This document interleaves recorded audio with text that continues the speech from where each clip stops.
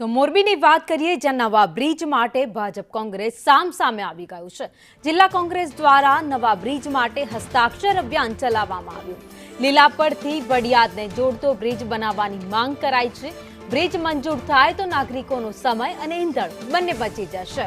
કામ મંજૂર થઈ ગયાનું શહેર ભાજપ પ્રમુખનું નિવેદન છે। 160 કરોડના ખર્ચે બ્રિજ મંજૂર કરવામાં આવ્યો છે। રાજનીતિ ન કરો। ભાજપ પ્રમુખ પ્રજાને ગેરમાર્ગે દોડતા હોવાનો પણ આક્ષેપ કોંગ્રેસે કર્યો છે।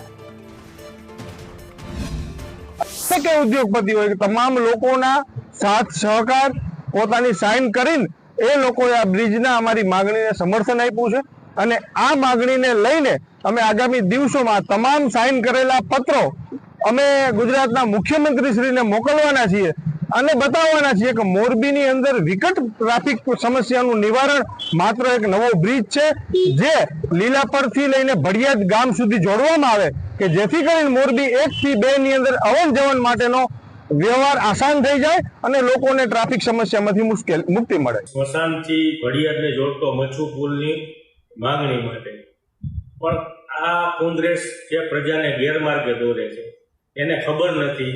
ભારતીય જનતા પાર્ટીના વરિષ્ઠ આગેવાનો, ભારતીય જનતા પાર્ટીના ધારાસભ્ય શ્રી કાંતિભાઈ અમૃતિયા અને મોરબી શહેર ભારતીય જનતા પાર્ટીની પૂરી ટીમે આ રજૂઆત ઘણા ટાઈમ પહેલા કરી દીધી હતી અને મોરબી મહાનગરપાલિકા દ્વારા લીલાપર સ્મશાનથી મચ્છુને નદીને ઉપરનો પુલ ભડિયાદ જે નીકળે છે એના 160 કરોડના ખર્ચે પુલ મંજૂર પણ થઈ ગયો છે। તો મારે કોંગ્રેસના મિત્રોને એટલું જ જણાવવાનું કે તમે આ પ્રજાને ગેરમાર્ગે દોરવાનું બંધ કરો અને સાચી રાજનીતિમાં આવો।